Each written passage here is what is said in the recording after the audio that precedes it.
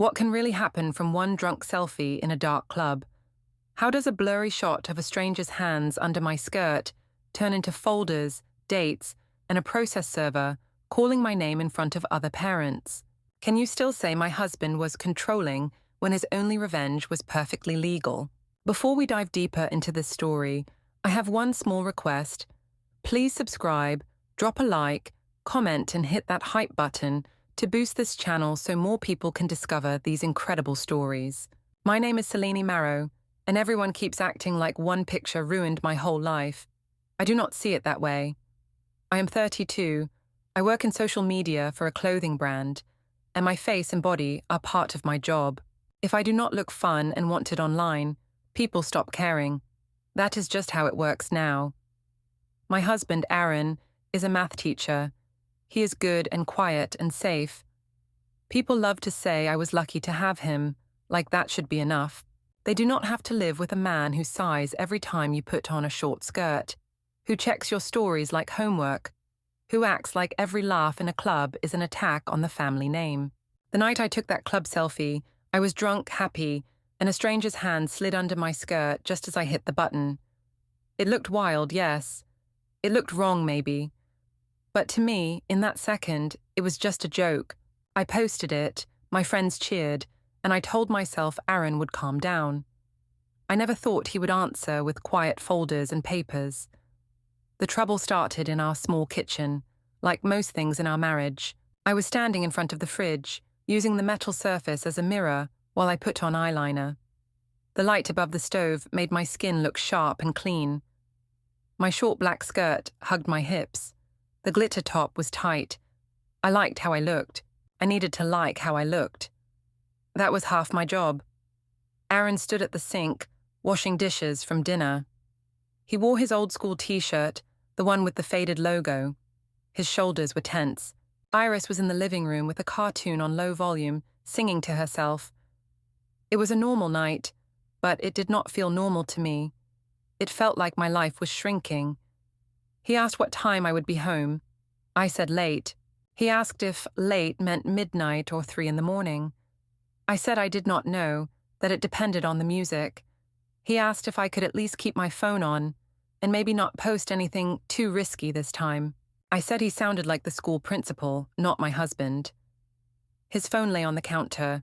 It buzzed and lit up with a small blue rectangle. I saw the words, Library Annex 7:20 p.m.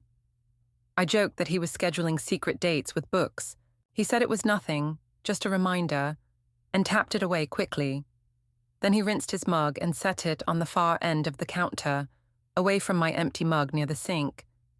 The distance between those two cups made me feel more judged than his words. I told him going out was part of who I was.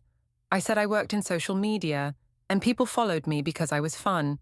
I said nobody wanted to see a tired woman in sweatpants folding laundry. He said he did not care what strangers wanted. He said he cared what Iris might see one day. I told him he was dramatic, that our daughter was 6, not 16, and that by the time she was older, this stuff would be buried under 1,000 more posts. In our bedroom, I stood in front of the full-length mirror and tried different angles. The skirt rode high when I moved, but that was the point. I took a quick test selfie and checked my reflection. My phone pinged with a message from Nova. She wrote that the Night Bloomers were already pre-gaming and that I needed to hurry. She said the new DJ was cute. She added that I should not let Professor Numbers kill my vibe. I told her Aaron had already done his little speech. I said he had asked me not to post any crazy pictures. Nova replied that men always say that, until they feel proud their wife is hot. I smiled at that. I still think she was right in some ways. Aaron came into the doorway and watched me put on lipstick. He did not whistle. He did not smile. He asked if I really felt safe dressed like that in a crowded club. He said some people did not care about boundaries. I said boundaries were in my head, not in my clothes. I said if he trusted me, there was no problem. He said trust worked both ways. I turned my head so I did not have to see his disappointed look. The ride to the club with Nova was loud and bright. She had music up, windows down, perfume thick in the car. She filmed us in the front seat and tagged me, asking our followers if they were ready for chaos. I leaned into the camera, stuck my tongue out, laughed. For those few minutes, I forgot about Aaron's tight jaw and his careful questions. The club was already packed. Lights flashed in colors. The bass thumped through my ribs. Sweat and perfume mixed in the air. We pushed through bodies to the bar. Cade, the DJ, raised his hand in a wave from his booth and pointed at me like I was his star of the night. I liked that. It made me feel like I was someone, not just a wife wiping peanut butter off a table. We danced hard. Nova filmed small clips, posting them to our group story. My phone buzzed again and again in my hand. I saw Aaron's name once. I flicked the message away. He had said he wanted to know I was safe. I decided he could assume I was safe. I was busy being alive. In the bathroom, the mirror was covered with fingerprints and a few lipstick marks. Girls squeezed in, fixing hair, laughing, shouting over the muffled bass. I checked my mascara, fixed a strand of hair, and lifted my phone. The bathroom light was ugly, so I left without taking a picture. I wanted one out on the main floor, with color and chaos behind me. Back near the dance floor, there was a tall mirrored pillar where people kept stopping to take selfies. Nova pulled me toward it. She said we needed a main feed moment. I stood with one hip out, phone tilted slightly above my face. Bodies bumped into us from all sides. Someone behind me put a hand on my waist. I didn't look back. This was normal in clubs. People touched without thinking. Then it happened. As I pressed the button, another hand slid lower, under the hem of my skirt, fingers spreading over the back of my thigh. It was fast, clumsy, not gentle, but my brain did not have time to decide how to feel. The shutter clicked. The flash popped. I laughed because everyone around me laughed, because Nova shouted that the photo would be insane, because my heart was racing and I did not want to think about why. I looked at the picture. The angle was perfect for what my followers liked. My face tilted, mouth open in a wild smile, makeup sharp. Behind me, the crowded club. On my body, very clear, were two hands under my skirt, fingers pressing into the fabric. You could see skin, but not everything. It was suggestive, not fully exposed. To me, in that drunk second, it looked powerful. I looked wanted. I looked like the kind of woman brands paid to be edgy. I posted it to my story with a caption, "Married, not dead." I tagged Nova and the club. My thumb trembled a little, but I told myself that was just the alcohol. Notifications exploded almost at once. Fire emojis. Queen. Iconic. Goals. I focused on those and scrolled too fast to see the rest. Nova leaned over my shoulder, shrieked, and said this was my best post yet. Someone next to us said my husband must be the happiest man alive. I laughed and said he was lucky I still went home to him. Inside, a small voice asked what Aaron would feel when he saw those hands. I shut that voice down. On the ride home, the streetlight streaked past the window. I finally opened Aaron's messages. He had sent one asking if I was okay. Another asking if I had seen what I posted. Another saying he was embarrassed and hurt. He had said it did not look like a joke from his side. I typed that he was overreacting. I said it was just a club, just a stupid photo. I said only a controlling man would turn it into something ugly. When I walked into the apartment, the lights were low. The TV was off. Aaron sat on the couch, hands clasped. Iris was asleep in her room. He looked at me, then at my phone. He asked if I understood how that picture looked. I said it looked like fun. I said he should be proud other men still wanted his wife. I said the problem was his fragile ego, not my body. He did not shout.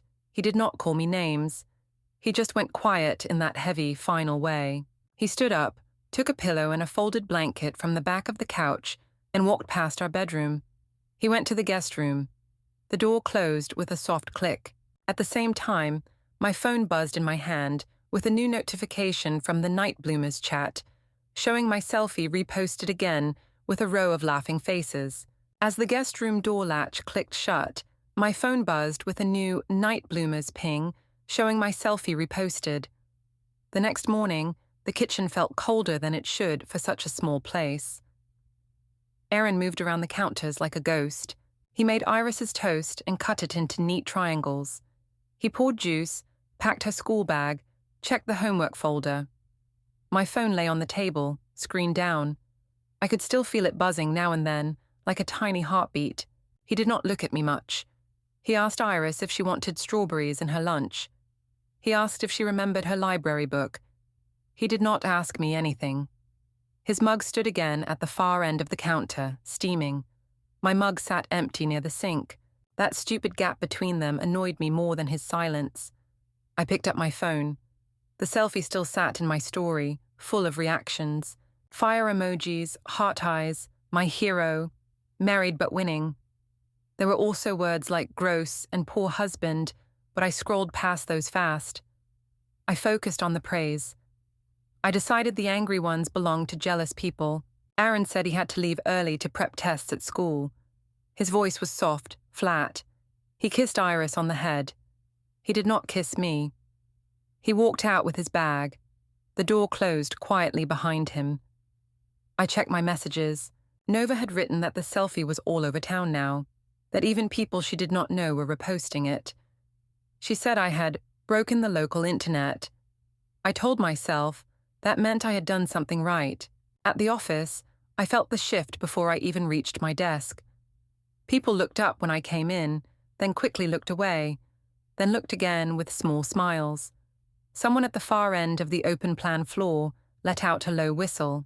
I could hear my name in small pockets of whisper. When I sat down and opened my laptop, my coworker Tara rolled her chair closer.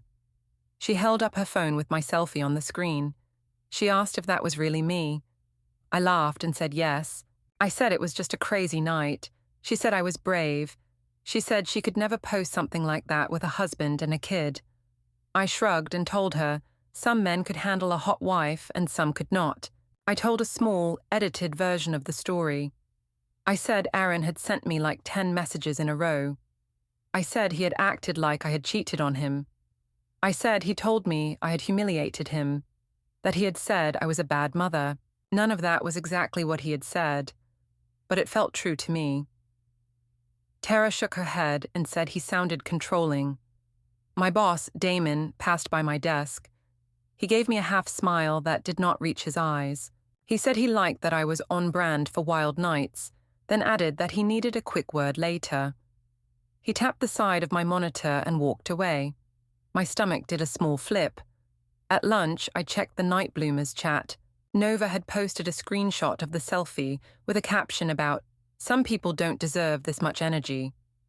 One of our friends had added a blurry clip from the club, showing Cade leaning over toward me. The comments on that one were more mixed. Some people said I was a legend. Some said I was a married mess.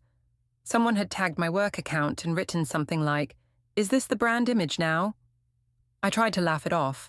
Later, in a small glass meeting room, Damon closed the door behind us. The office noise muffled.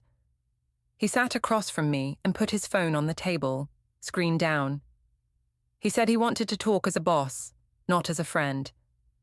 That always means trouble. He said he had seen the selfie. He said a couple of customers had too. He said the problem was not me going out. He did not care about that. He said the problem was that people in the comments were talking about me being married to a teacher and having a daughter at the local school. He said that now my private choices were being discussed in public under the company name. I told him it was just a joke, just a stunt. I said social media worked on shock. I said we used edgy images all the time for the brand. He replied that there was a difference between a model in a planned shoot and an employee posting herself with a stranger's hands under her skirt. He asked if I had thought about my husband or Iris before clicking post. I said of course I had, that I knew my limits. Then I added that my husband was the one making it into something ugly. He asked if everything was okay at home. I rolled my eyes and said Aaron had gone into silent punishment mode, that he was sleeping in the guest room to make me feel guilty. I said he was acting like I had actually cheated. Damon frowned and said he did not want details, just stability. He said HR might reach out about general social media guidelines. I told him I was being targeted because my husband was fragile. I watched him write a small note on a pad with the word statement at the top. I did not like that word. After work, some of the team planned drinks at a rooftop bar. Part of me wanted to go straight home and nap. A louder part of me wanted to see how big the story had become. I went with the louder part. The rooftop bar had strings of lights hung overhead and small plants along the edges. The city looked soft and pretty from there. People in nice clothes laughed around high tables. Tara and 2 others waved me over. They already had drinks.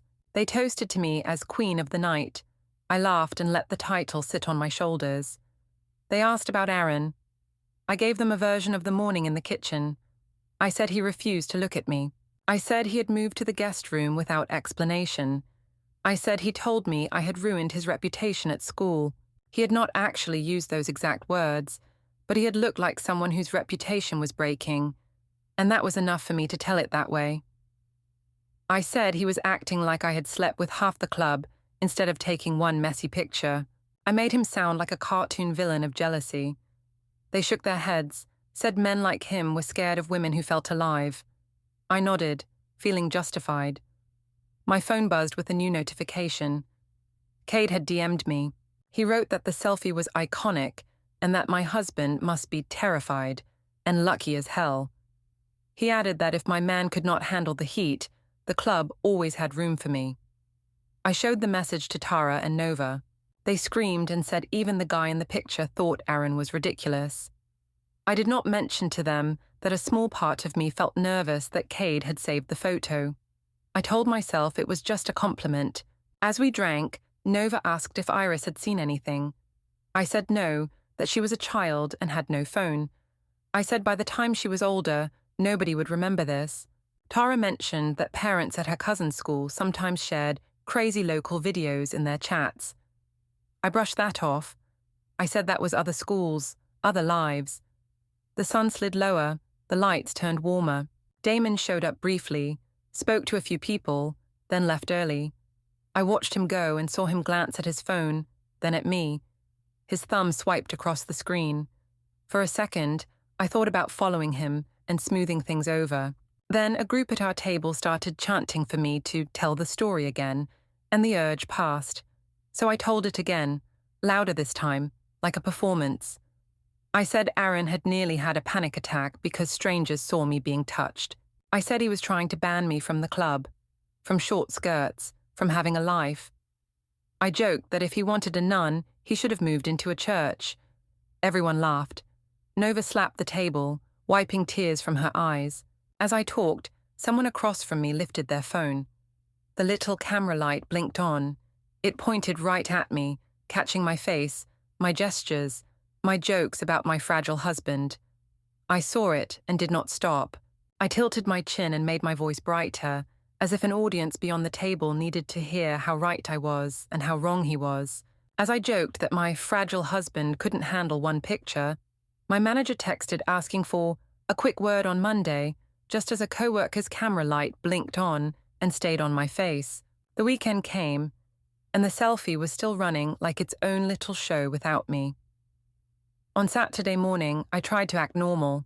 I dressed Iris, brushed her hair into 2 small braids, and told her we were going to get snacks for the family birthday dinner that night. Aaron had already taken laundry from the machine and hung it neatly in the bathroom. He moved around me with that same distant politeness. He asked Iris if she was excited to see Grandma and cousins. He did not look at me when he said it. At the supermarket, the bright lights felt harsh after the soft light of the club. Iris held onto the cart and hummed to herself as we rolled down the aisles.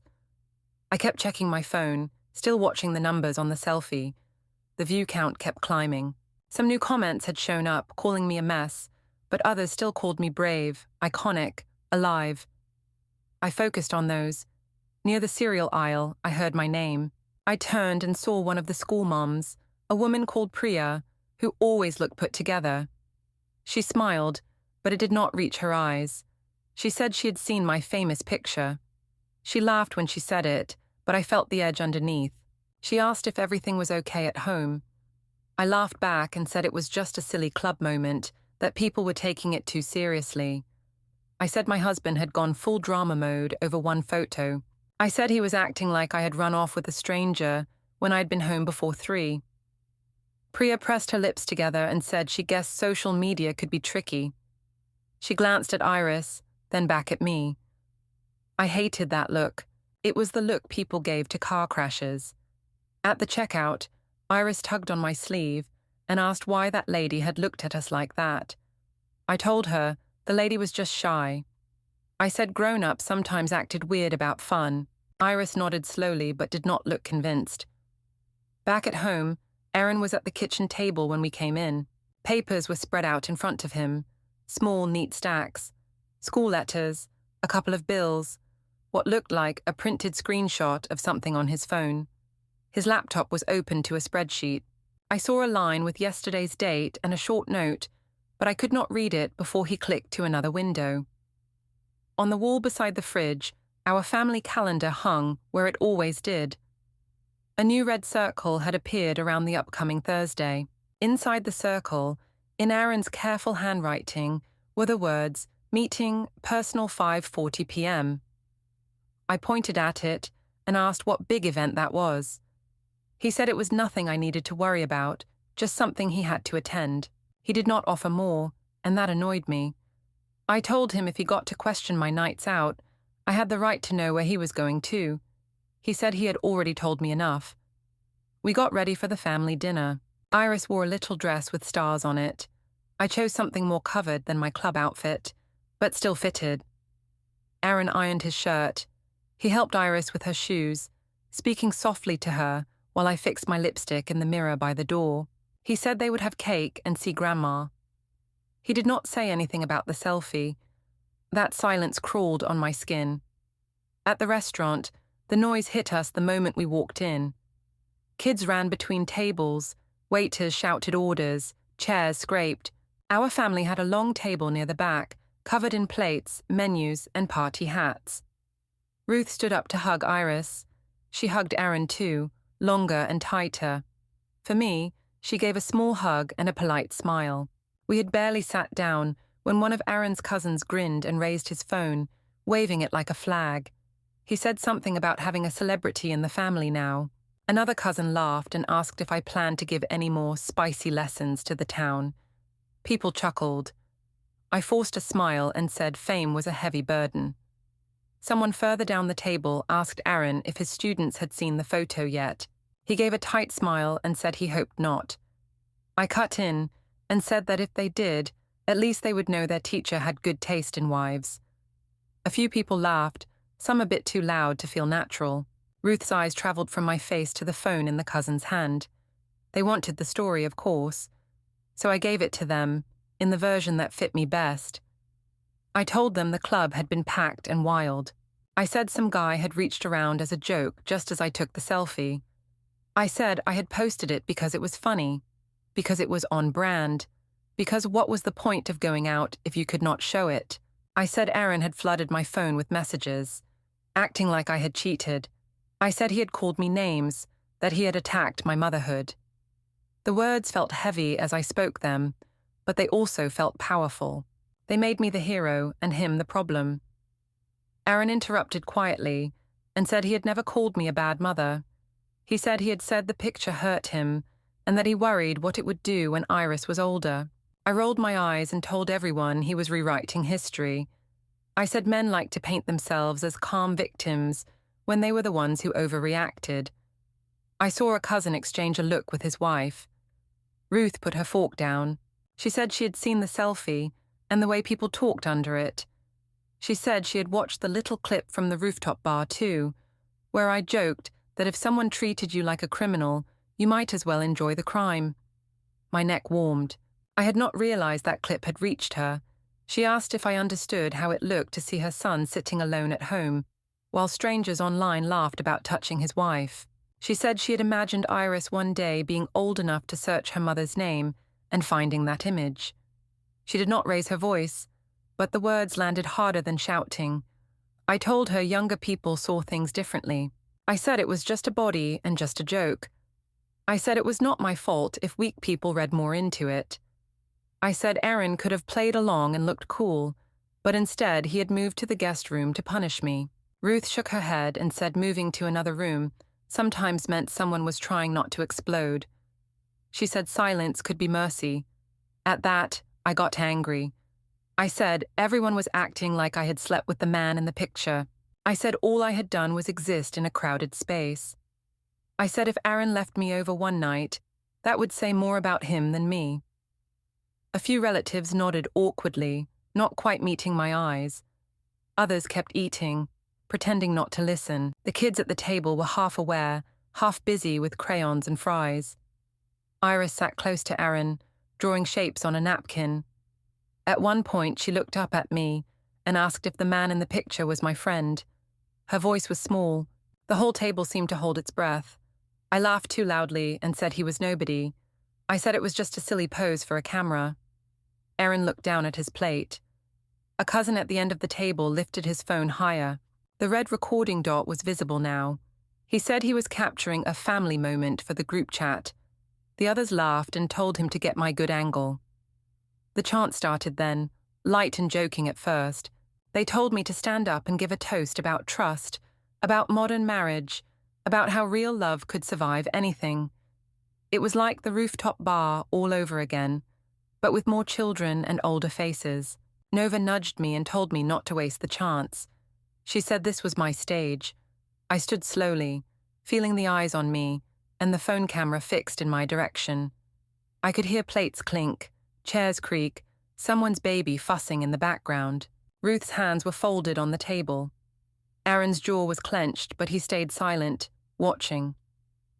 As my cousins banged their glasses for a trust toast, a phone camera rose higher and locked onto my face. I should say I walked out of that restaurant and thought about changing. That would make me look better now. But I didn't. I gave that toast. I stood there with my glass in my hand and said I was tired of being treated like a child. I said old ideas about marriage needed to die. I said a wife having fun in a club did not mean she was broken or dirty. People snickered. I said if a man wanted a statue, he should marry a rock, not a woman. A few cousins cheered. Someone whistled. The cousin with the phone kept recording, his arm steady and high. Aaron sat still, eyes on his plate. Ruth stared at me like she was trying to decide if I was the same person she had met years ago. Iris leaned against Aaron's shoulder, eyes wide. In my head, the whole thing felt like a scene from a show. I was the bold one. They were all stuck. Later that night, though, when the noise and fake laughter were gone, it did not feel like a show anymore. The next afternoon, I took Iris to the park. I told myself it was to get fresh air. Really, I needed a break from Aaron's quiet and from my own phone. The sky was clear, the playground crowded. Kids ran around, yelling, sliding, jumping.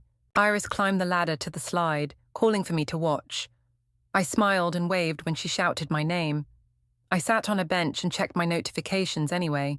The cousin had posted a short clip to the family group. Me holding my glass, talking about rocks and women and fun. Someone else had trimmed it and added a line from my selfie caption, "Married, not dead." Underneath, a few comments from relatives, half jokes, half not. I muted the chat. Iris came back and sat beside me, cheeks pink, hair messy. She swung her legs and looked at the ground for a moment. Then she asked why Daddy was sleeping in the other room again. The way she said again made me cringe inside. I told her Daddy snored. I said he did not want to wake anyone when he got up early. She said she had gone to the bathroom in the night and seen him sitting on the edge of the guest bed, not sleeping at all, just staring at his hands. She said she thought he was crying. My throat tightened. I told her she must have imagined it. I said grown-ups sometimes sat up to think. Then she asked if the man in the picture was my friend. She said another girl at school had shown her mom's phone and asked if that was her mommy. Iris said she had seen the hands under my skirt and did not know what to say. Her voice was tiny, but the words were sharp. I laughed because I did not know what else to do.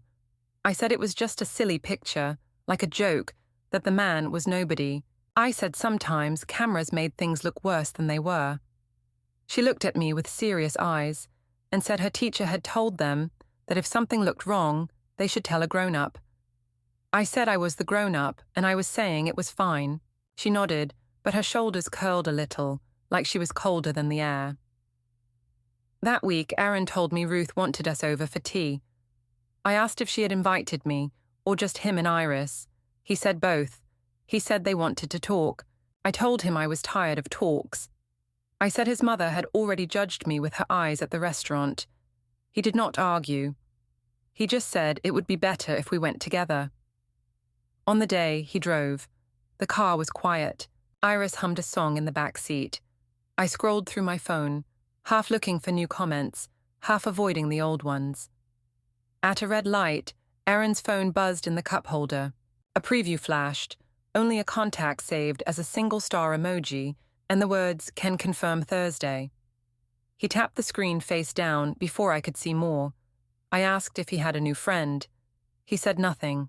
Ruth's living room smelled like lemon polish and old books. Shelves lined the walls, full of novels and framed photos. Iris ran to the coffee table where Ruth had laid out cookies. Aaron helped carry in a plate. Ruth hugged Iris tight, kissed Aaron's cheek, then gave me a small hug too, hands barely touching my shoulders. We sat. Ruth poured tea for us. For a while she talked about normal things. Iris's school, Aaron's classes, how busy the supermarket was. I waited for the turn. It came soon enough. She looked at me and said she had seen a lot online lately. She said parents at her church had shown her my selfie on their phones, asking if that was really her daughter-in-law. She said she had watched it more than once, trying to understand. She asked if I knew how it felt to see her son's wife in that picture. I told her it was just 1 second in a club. I said people were acting like they had never seen a body before. I said the hands looked worse than they were because of the angle. I said I could have taken it down, but that would have felt like admitting I had done something truly wrong, and I didn't believe that. She listened, then said she had also seen the clip from the restaurant and from the rooftop bar, where I talked about enjoying the crime. She asked if I realized how often I used my husband and my marriage as a joke. I said jokes were how I survived boring days and heavy people. I said Aaron could have laughed with me instead of turning away. Ruth turned to Aaron and said softly that she had heard the shredder at our place the other night when she dropped off soup. She said she had seen a thin binder on their table labeled utilities that felt thicker than normal bills when she moved it. She said she had asked him if everything was all right, and he had said he wanted clear records in case Iris ever needed them. My chest burned. I had not known that part. I told her he was being dramatic. I said he liked to turn life into paperwork. I said keeping track of every bill, every date, every screenshot was not clear, it was obsessive. I said he was treating me like a problem to solve, not a person to love. She sighed and said sometimes people kept records because they had been told again and again that what they remembered was wrong. I raised my voice then. I said everyone was acting like I was the only one who made mistakes. I said Aaron had chosen to sleep in another room, chosen to stay quiet, chosen to make me look heartless. Ruth shook her head slowly. She said his silence had not made me post that picture. It had not made me give that toast. It had not put any hands anywhere. She said those choices were mine. I wanted Nova there to speak for me. I wanted someone to say I deserved grace. Instead, I had Ruth's steady eyes and Aaron's tired ones, and Iris eating cookies between us. When we got home, the air in the apartment felt thick. The two mugs waited on their separate counters, like they were part of the furniture now. Iris sat at the table coloring. Aaron went to the stove to start dinner. I opened my phone and saw a new follow request from Cade. He had sent a message, a screenshot of my selfie with a line about how this one will live forever. I turned the phone face down. Iris looked up from her drawing. She asked if Daddy was going to live in the other room forever. She asked if the man in the picture was going to be her new daddy. The words hit me like cold water. I laughed too quickly and said no. I said Daddy was just being dramatic. I said the man was nobody. I said I love Daddy. She looked from me to Aaron and back again. Aaron came over and crouched next to her chair. He said gently that grown-ups sometimes hurt each other, but that he would always be her dad. He said he and Mommy had to decide some things. I told him not to say that in front of her, that he was scaring her, He replied, in a lower voice, that pretending nothing had happened was not helping either. As he spoke, his phone buzzed on the counter. The screen lit up with a message preview from a thread labeled "Only Follow-up." I saw the first words, "We can move ahead when you are ready," before he turned it over with one calm hand. He met my eyes for a second, and I felt something drop in my stomach, like a lift starting to fall. Iris asked if the man in my picture was going to be her new daddy. Just as Aaron's phone buzzed with a follow-up thread, he turned face down. After that day at Ruth's house, something in Aaron changed in a way I did not like at all. It was not that he got angrier. It was the opposite. He got calm. At first I thought that was good. No more heavy sighs in the kitchen. No more tense shoulders at the sink. But it did not feel peaceful. It felt like standing in a room after a storm siren stops, not sure if the tornado has already passed or is just about to hit. I spent more time on my phone, like always. Cade's messages became my favorite distraction. He sent me a short voice clip laughing about how that picture will live forever and saying the club wanted us back. He asked if my fragile husband had calmed down yet. I told him Aaron was still sulking. I told Cade my husband was threatening to leave over one stupid photo. He replied that some men would die to have a wife other people wanted to touch. I chose to believe that was normal. At night in our bedroom, I lay scrolling through old DMs, letting my thumb drift over Cade's name. Aaron came in just to pick up a folded blanket and his pillow. I asked if he really planned to sleep in the guest room forever. He said he slept better there. He said it was easier to get up early without disturbing anyone. I said that was a lie. I said he just could not stand to be near his own wife. On his nightstand, under the lamp, there was a small yellow sticky note half tucked under a book. Only 2 words showed, "Bring forms." My stomach did a little jump. I asked, trying to sound like I was joking, if he was planning some kind of trial. He said he was just fixing some things with bills and school paperwork. I snorted and told him he was turning into an old man who lived for forms. He did not bite. He just took his pillow and blanket and left the room. The guest room door closed, but not all the way. Later that night, when I went to the bathroom, I heard a low hum from behind it. I pushed the door open a little. Aaron sat at the small desk with the lamp on. Papers lay in neat piles. A shredder hummed on the floor next to him, chewing up some envelope. On the desk, that thin binder Ruth had talked about sat open. It still said "Utilities" on the spine, but there were plastic sleeves inside, thicker now. I saw faint shapes of printed screenshots and something that looked like a calendar grid. He turned when he felt me there. The shredder went quiet. He said calmly that it was late and I should sleep. I asked what he was doing, why he needed a label that lied. He said he liked his privacy too now. He said everybody seemed to be allowed secrets except him. That stung more than I wanted to admit. I snapped that he was acting like our life was a project at school. He said he would rather have clear pages than memories that got twisted. At work, the air felt different too. Damon kept his distance. Carla from HR sent an email asking to follow up on online conduct and brand association. I told Nova this was all because Aaron had let his hurt spill into the world. I said if he had just taken the joke, nobody would care. Carla called me into a small meeting room with a glass wall. She said she was not here to punish me, just to make sure I understood how public posts could affect the company.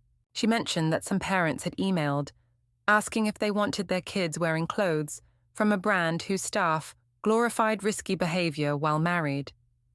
The phrase made my chest burn. I told her my husband was behind this. I said he was telling people I was unsafe. I said he was using my job to control me. She kept her voice steady. She said my husband had not contacted them at all, as far as they knew. She said the complaints came from public posts and from people sharing links. She asked if things were stable at home. I said yes, that he just brooded a lot. She wrote a few notes on a clipboard that had only one word printed at the top, statement. I hated how official that looked. That evening, when I came home, Aaron sat at the dining table with his laptop open. Iris played on the floor with her dolls. He had headphones around his neck, not on his ears yet. On the screen, I saw a spreadsheet. The rows were like a neat little prison. Dates in the first column, short phrases in the second. I recognized some: club picture, rooftop clip, family dinner toast. In another corner, I saw letters, maybe initials. Before I could read more, he minimized the window. His desktop showed 2 clean folders, Archive A and Archive B. I laughed and asked if he had decided to become a detective. I said no one would care about his little archives. I said it was pathetic, keeping track like I was some villain in a movie. He looked at me, eyes tired but clear, and said he was just making sure he did not feel crazy anymore. He said he wanted to have something to hold when people told him he imagined things. I told him the only thing he imagined was that a picture meant I did not love him. I threw the word love into the air like a shield. He did not argue. He just put the headphones on and turned away. A few days later, I stayed late at the office. Damon had hinted that I might need to rethink my online presence, and my pride refused to let me look worried in front of the others. When I finally left, the sky outside was dark. The building's underground parking garage was half empty. My heels clicked on the concrete, echoing. As I rounded a pillar toward my car, I saw Aaron's car in one of the visitor spots, parked facing the street. My first thought was that he had come to surprise me, or to fight. My heart sped up. I slowed and heard his voice. He stood near another pillar, phone to his ear, shoulders relaxed. His tone was low and careful, not angry. I stopped and stayed in the shadows, listening. He said he was following up on their last talk. He mentioned documentation and timeline, the words strange on his tongue but steady. He said he had collected screenshots, messages, bank notifications. He said he had kept everything in digital and physical copies. He mentioned making sure the children's routines were clear. The other voice was quiet. I could not make out the words. He sounded like he was taking notes in his head. The call ended with a soft thank you from him. He lowered the phone, and for a brief second I saw the screen. A little cloud icon popped up with the words, "File uploaded successfully." Below that, the date. Then he tapped it away. He did not even look around the garage. He walked to his car, got in, and drove off with that same careful calm. I pressed my back to the cold concrete pillar, heart hammering. For a wild moment, I wanted to run after him, grab the phone, call whoever he had called, and tell them my side. Then my anger came in. I told myself he was trying to scare me. I told myself he was bluffing. At home, I went straight to him. Iris was in her room, lining up stuffed animals. The TV in the living room was on mute. Aaron sat at the table again, papers in small piles, laptop half closed. I dropped my bag harder than needed. I said I had heard him at the garage. I said he was sneaking around, whispering into his phone like I was some criminal he needed to report. I said only cowards talk to strangers instead of to their own wives. I told him if he wanted to leave, he should grow a spine and say it, not hide behind files and timelines. He listened without interrupting. When I finally stopped, out of breath, he spoke calmly. He said he had tried talking. He said he had tried in the kitchen, in our bedroom, at Ruth's house, in the car. He said every time, I made jokes for other people. He said I had turned him into a punchline in front of friends, coworkers, family. He said he was done arguing about what everyone could see on their phones. I told him he was twisting it. I said I was only defending myself. I said I had never cheated. I said it was just a picture, just a hand, just laughter. He nodded like he had heard it all before. Then he said he would handle it properly now. The way he said properly made my skin prickle. I asked what that meant. He said it meant no more shouting, no more begging, no more hoping I would see his side. He said it meant structure. He said it meant using the systems that existed instead of chasing me through comments and group chats. I scoffed and told him he was not scary. I said no one would take him seriously. I said judges and systems had real problems to deal with, not selfies. He looked at Iris's closed bedroom door, then back at me. He said this was not about punishing me. He said it was about protecting Iris from chaos. He said he had to think about her future more than my image. As he spoke, his phone, lying on the counter between our mugs, buzzed with a soft alarm. The screen lit up with the words, "Paper drop, 9:20 a.m." The time was set for the next morning. He picked it up, tapped it silent, and slipped it into his pocket. Without another word, he took his pillow and blanket from the chair and walked down the hallway toward the guest room. The door closed with that same soft final click. His alarm labeled "Paper drop 9:20 a.m. buzzed right after he told me he would handle everything properly. School pickup line was supposed to be neutral ground. I stood by the fence with the other parents, phone in my hand, planning a cute story about busy mom life. I saw Aaron first, by our car with Iris, her backpack on, her hand in his. He did not come over. He just watched. A man in a plain jacket stepped up to me, said my full name, and asked me to confirm it. In front of teachers and parents, he handed me a thick envelope. On the first page, divorce petition, temporary primary custody to Aaron, exclusive use of the apartment. The process server spoke my full name just as the school bell rang, and the words "temporary primary custody" stared up at me.